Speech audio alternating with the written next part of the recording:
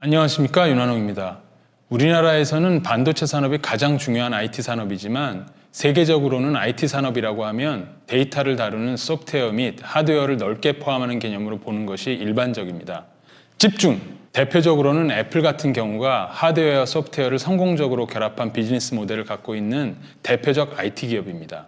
페이스북도 VR이라고 하는 가상현실 헤드셋 개발 업체인 오큘러스를 인수해서 하드웨어와 소프트웨어의 결합을 시도하고 있습니다. 기업들마다 사업 영역에 따라 순수 소프트웨어나 순수 하드웨어 기업도 있을 수 있습니다.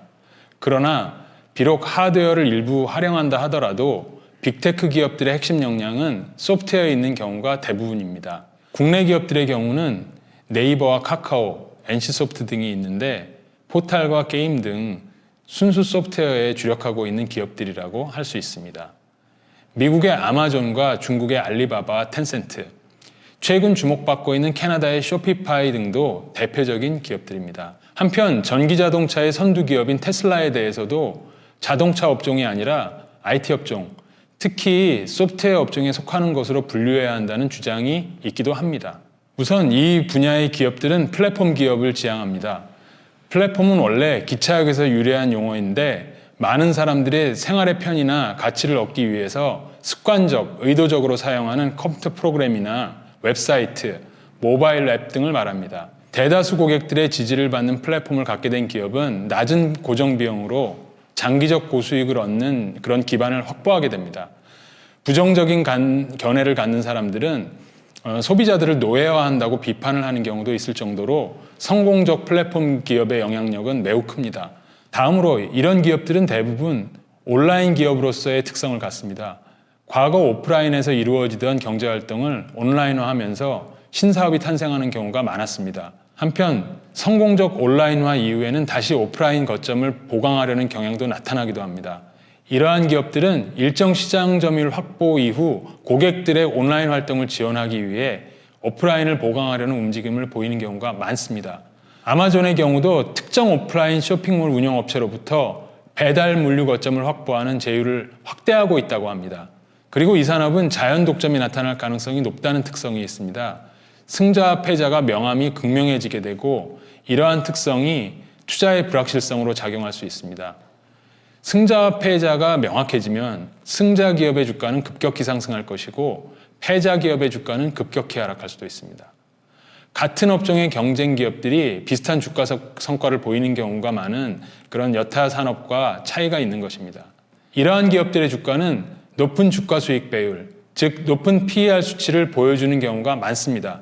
대다수 투자자들이 특정 기업의 미래 성장성과 미래 가치를 인정하기 시작하면 그에 따라 매수 자금이 경쟁적으로 몰려들면서 나타나는 자연스러운 현상이라고도 할 수 있습니다. 이러한 측면 때문에 낮은 주가 배율을 선호하는 가치 투자자들은 투자 결정에 곤란함을 겪기도 합니다. 다만 대다수 투자자들의 미래 전망이 미래 시점이 도래했을 때 실제 확인해 보면 틀렸던 것으로 판명되는 경우도 많습니다. 어떤 기업의 밝았던 미래 전망이 실현되지 못하면 당연히 그 기업의 주가는 크게 하락할 수밖에 없습니다. 결론적으로 소프트웨어 기업 투자 시 고려해야 하는 핵심 관점에 대해서 말씀드리겠습니다. 투자 시점이 일단 중요한데 다수 플랫폼이 경쟁하다가 승자가 확실해지는 조짐이 나타나고 불확실성이 감소하는 단계에서 투자하는 것이 바람직합니다. 이런 시점을 골라내는 것이 말처럼 쉽지는 않습니다. 그러나 성공적인 경우에는 단시간에 높은 투자 수익을 달성할 수도 있을 것입니다. 다음으로 온라인 기업의 오프라인 활동에 초점을 맞춘 파생적 투자도 가능합니다.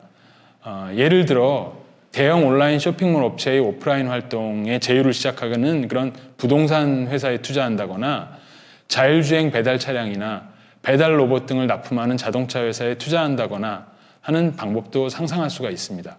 이러한 빅테크 플랫폼 기업들의 주가는 금리 상승기에 부진할 수도 있다는 점을 알고 계셔야 합니다.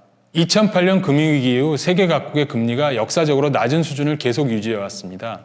이러한 낮은 금리가 빅테크 온라인 기업들의 가치 평가를 크게 높여왔다는 점을 주목할 필요가 있습니다. 금리는 미래 가치의 할인율이라고도 할 수 있습니다.